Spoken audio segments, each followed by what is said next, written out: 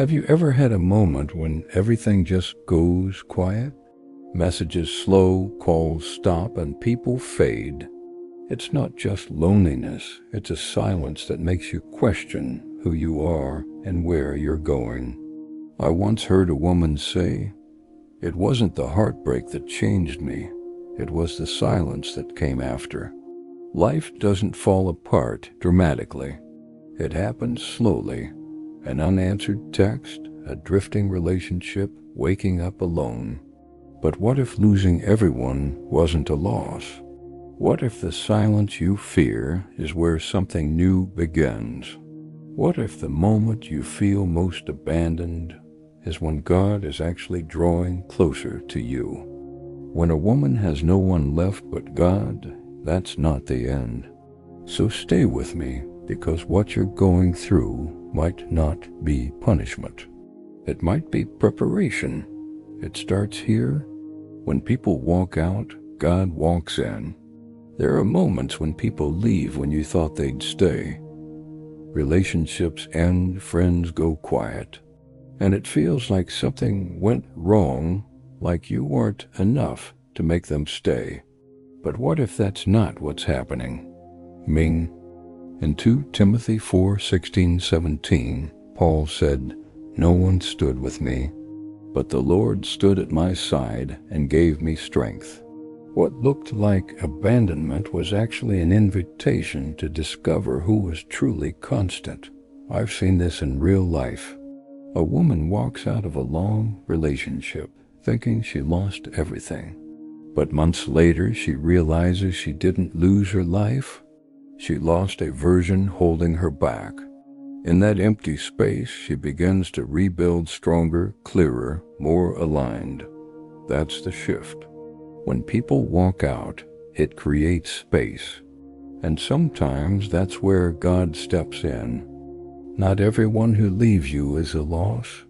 Some people leave because they were never meant to go where you're going. And when the noise finally fades, you may begin to hear a voice you've been missing all along. Then something shifts. When the noise stops, God begins to speak. Most people are afraid of silence. We fill it with music, scrolling, conversations, anything to avoid being alone, because silence feels uncomfortable. It forces you to face what you've been avoiding. But what if that silence isn't empty? In 1 Kings 19:12, God didn't come in the wind, the earthquake, or the fire. He came in a gentle whisper, and a whisper can only be heard when everything else becomes still. I remember a woman always surrounded by noise. When everything slowed, she felt anxious. Then something changed. In that quiet, she started to think clearly, pray differently, and find direction. That's the shift. Silence isn't here to break you. It's here to reveal you. If you're always surrounded by noise, you might miss the voice that matters most. When you learn to sit in that silence, you'll discover God's voice and the strength you've avoided. And this is where it gets deeper. God removes your crutches so you can learn how to stand. There are things we lean on without realizing it: people, routines, validation, comfort. They make us feel secure, make life easier, but they can also keep us from growing. And sometimes God removes those things, not to hurt you, but to strengthen you. Lamentations 3:22-24 says, "The Lord is my portion. Therefore I will hope in him." When everything else is taken away, you begin to discover what actually sustains you. I remember a woman who relied on a relationship for her worth. When it ended, she felt lost. Without that crutch, she rebuilt confidence from within. That's the shift. What feels like loss is often training. You don't truly know your strength until what you depend on is removed. When those crutches are gone, you don't fall apart. You learn how to stand. And sometimes that strength is exactly what prepares you for the pain you're about to face next. But here's the part most people struggle with. Pain is not your enemy. It's your teacher. Most people spend their lives trying to avoid pain. They run from it, numb it, distract themselves, because pain feels like something is wrong. But what if pain is actually doing something right? James 1:2-4 says the testing of your faith produces perseverance. Pain isn't here to destroy you. It's here to develop you. I remember a woman who went through constant rejection. She thought life was against her, but she realized every painful moment was shaping her, teaching boundaries, strengthening self-worth. That's the shift. Pain doesn't mean you're losing. It means you're being refined. The pain you keep avoiding might be the very thing that's meant to change you. Because comfort keeps you the same, but pain transforms you. If you can learn to face that pain instead of running, you're stepping into a version of yourself you've never met. And then something unexpected happens when you lose who you thought you were. There are moments when everything that once defined you disappears. Relationships end, roles change, and suddenly you don't recognize yourself anymore. But what if that's not a breakdown? What if it's a reveal? In Genesis 16:13, Hagar says, "You are the God who sees me." She discovered her identity was in being seen by God. I remember a woman who went through a divorce. She felt lost, like she didn't know who she was. But in that quiet, she began to rediscover herself, her voice, her strength, her purpose. That's the shift. When the voices around you go silent, the truth about who you are becomes clearer. If you don't know who you are alone, you'll lose yourself in everyone. When you finally see yourself differently, you don't go back. You step into who you were meant to become. And that's where a deeper kind of strength begins to take root.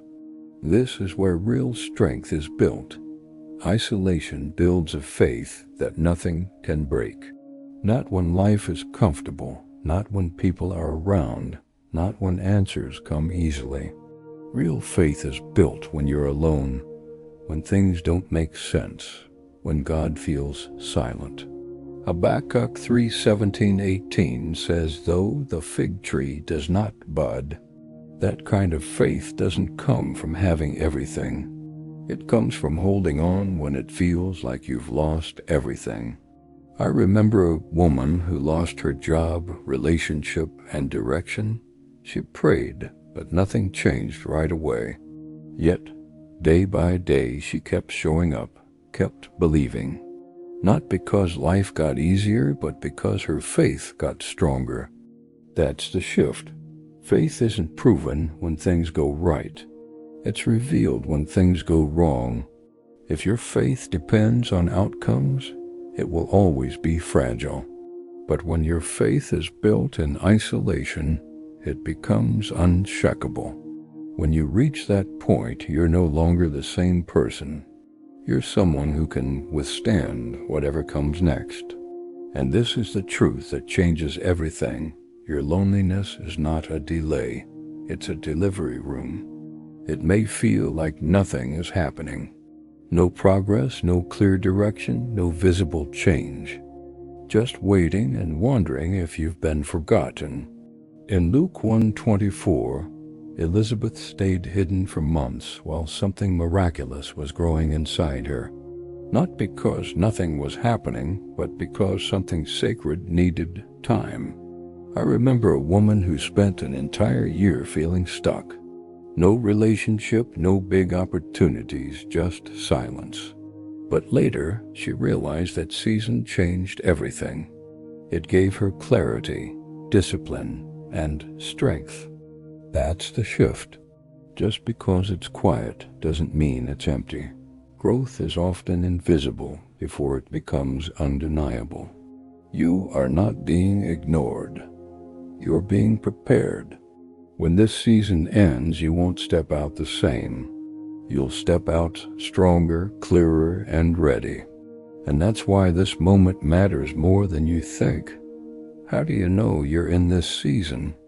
And not just stuck? Not all loneliness builds you. Some can break you if you don't understand it. There are 3 signs. Life suddenly slows down. People begin to drift away, and you ask deeper questions. But here's the mistake: most people try to escape it. They distract themselves, rush into new relationships, or go back to what once broke them. So here's the lesson. Don't run from this season, learn from it. You are not being abandoned, you are being prepared. This season isn't breaking you, it's building you into someone stronger and unshakable. If this spoke to you, comment "I'm being rebuilt" and share it with someone who needs it.